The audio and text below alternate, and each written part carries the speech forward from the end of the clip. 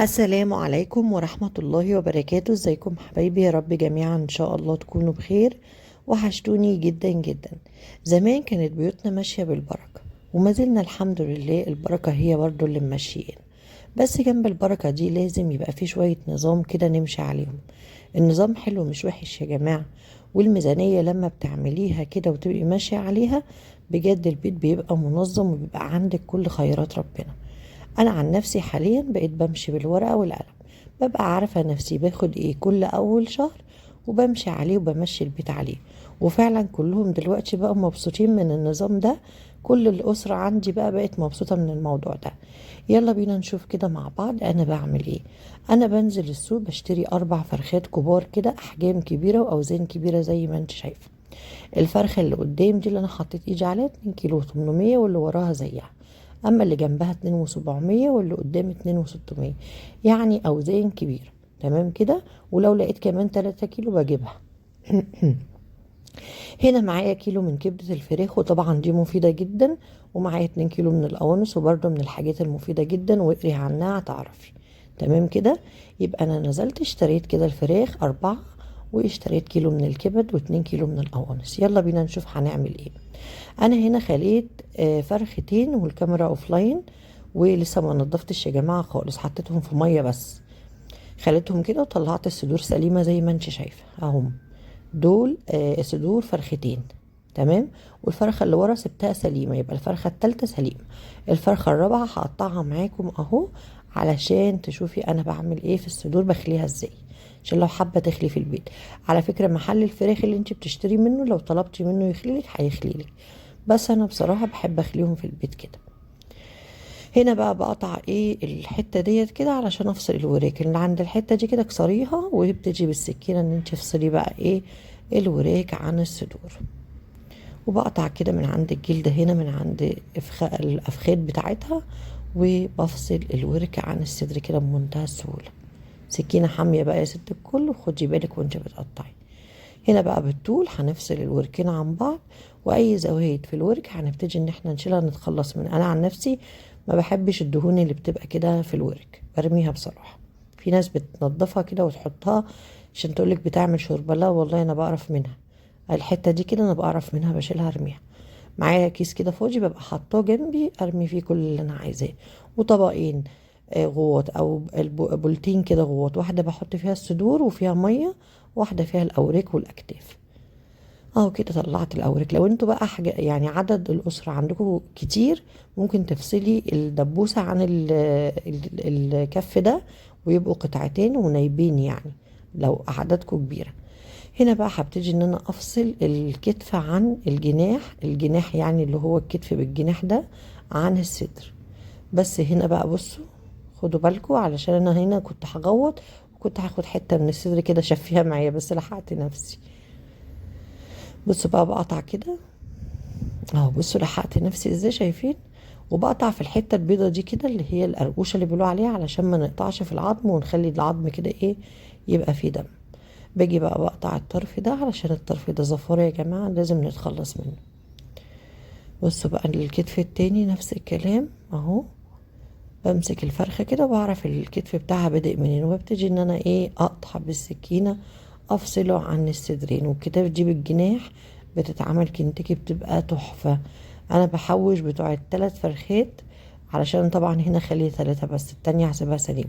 بحوشهم واجي اجيب عليهم كمان زيهم، واعملهم في يوم كنتاكي، بتبقى اكله حلوه والله قوي. بعمل معاها بقى رز بسمتي، او اعمل معاها مكرونه. اه ممكن اعملهم كمان زي كده في صينيه بطاطس او كباب حله بالبصل. يبقى طعمهم حلو. كده اتخلصنا كده من الحرف ده، وبدأنا ان احنا بقى ايه نشتغل في الصدور. هنشيل كل الجلدة خالص نرميها، ملهاش لازمة خلاص. الصدور بقى بتنفعك قوي يعني. بصوا بصراحة انا الصدور كانوا كبار، كنت حاطة في طبق 2، وفي طبق تاني كنت حاطة 2، وطبق كنت حاطة فيه كل واحد صدر. الصدر الواحد عملت منه في يوم برجر، وطلع معايا ما شاء الله بتاع حوالي 8 قطع برجر. صدر واحد يعني، مش الفصين جنب بعض، فص واحد. عملته طلع معايا بتاع 8 وحدات برجر. وقضينا بيه اليوم، وعملنا جنبه مكرونة وشيبسي وكلنا، وكان زي الفل. شلت كده الجلدة كلها. الطريقة دي حلوة قوي يا جماعة، بتخلي عندك خير في البيت. حد طبع على سهوة، انت عندك حاجة تقدري تطلعيها تعمليها. ممكن تطلعي مثلا الورك تطبخي. لو حد جالك على سهوة ممكن تطلعي تعملي كنتاكي، تطلعي تعملي بانيه، كل حاجة عندك متاحة تحت ايديكي. فبصراحة كده اريح واحسن بكتير من ان انت تنزلي كل كام يوم تشتري حاجة. لا، اشتري حاجتك كده كل 15 يوم. انا بنزل باخد مصروف الشهر، بنزل كل 15 يوم اجيب حاجات. يعني اجيب حاجات ل 15 يوم، وقرب ما تيجي تنتهي اشتري غيرها. بصوا بقى، هنا ببتدي ان انا من عند العظمه اللي ورا. انت ممكن تستني تطلعي كلها مع بعضها، لا انا هطلع العظمه دي كده مع بعضها، اللي هي الرقبه بالحته اللي هي اللي ورا دي بتاعه المفصل دي، اللي هي الرقبه بالمفصل بتاع العمود الفقري ده. هنا في، بصوا، في عروق ببتدي ان انا اسلكها. اي عروق بقى سلكي بالسكين. طلعت بقى الرقبه بالمفصل اللي هو ايه، القفص الصدري ده. بصوا بقى، هنا في طبعا العظم اللي ماسك في الصدر ده. انا ما حبيتش ان انا اقعد اخليه هو لوحده، انا عايزه هنا عشان ابقى شايفه قدامي ايه العظميه دي واعرف اخليها. فاتخلصت من الرقبه بالمفصل اللي هو العمود الفقري ده عشان اعرف اخليه بقى دي. او انا بمعنى اصح اتعلمت اخليها بالطريقه دي.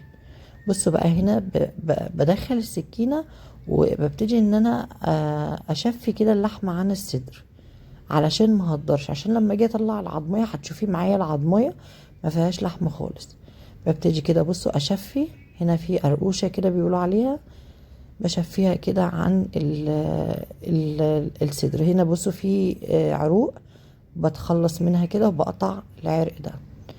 الحتتين دول شابكين كده بيبقى فيهم عرق. بصوا بسلك بقى كده، بصوا بتسلك معايا بمنتهى السهوله.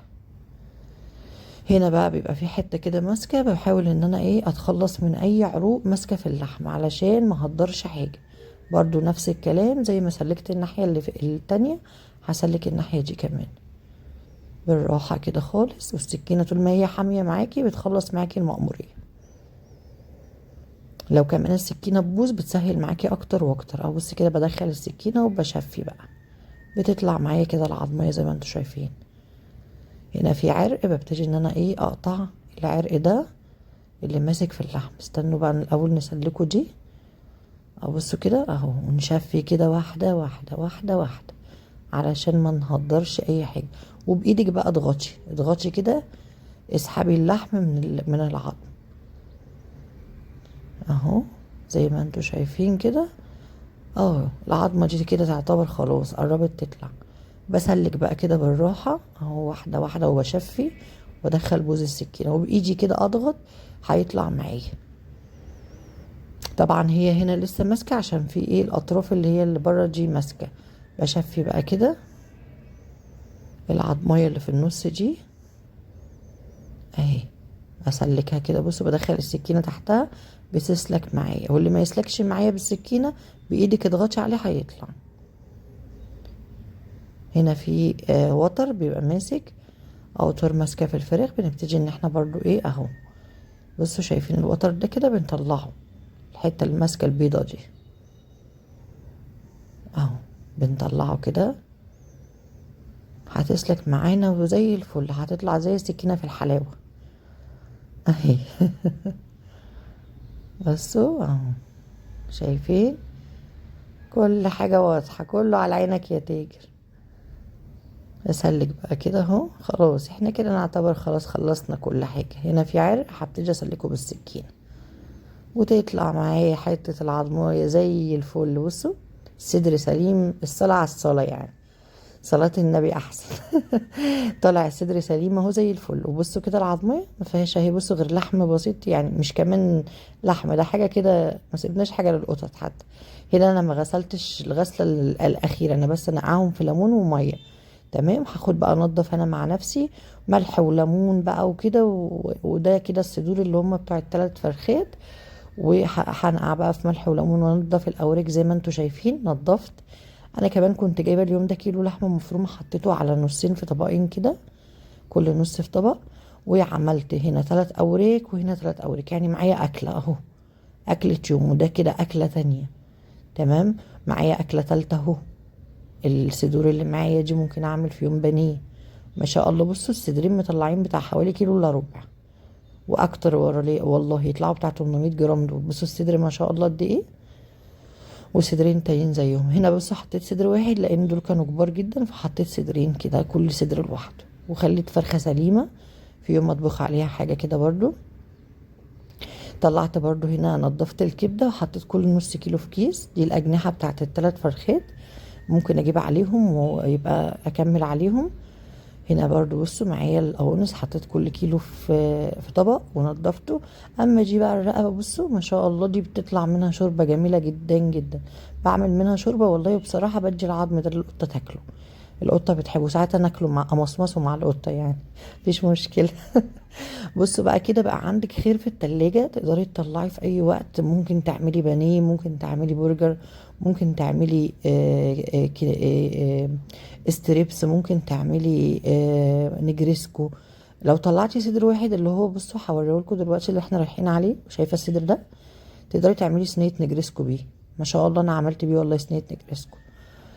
كده بصي بقى عندك الخير في البيت، اعملي كده وانزلي جيبي حاجتك كل 15 يوم. اشتري فراخك، اشتري حاجتك، نضفي، حطي في الفريزر. طبعا في ايام بتمشي معانا بيبقى في اكل اقتصادي زي مثلا عدس، في ايام بيمشي معانا مثلا بصارة. مش كل يوم هناكل فراخ، بس لما يبقى عندك الحاجة في التلاجة وولادك حابين ان هم ياكلوا مثلا، يا ماما قومي اعملي لنا مثلا بانيه، هتطلعي الصدرين تقطعي تعملي بانيه. كمان هقول لك حاجه، لو انتوا عدد اسرتكم كبير انت ممكن تقسمي الورك كده على 2، ويبقى هنا 6 قطع في الطبق ده و6 قطع في الطبق ده. مشي الدنيا، اعملي نظام، النظام حلو ومش وحش.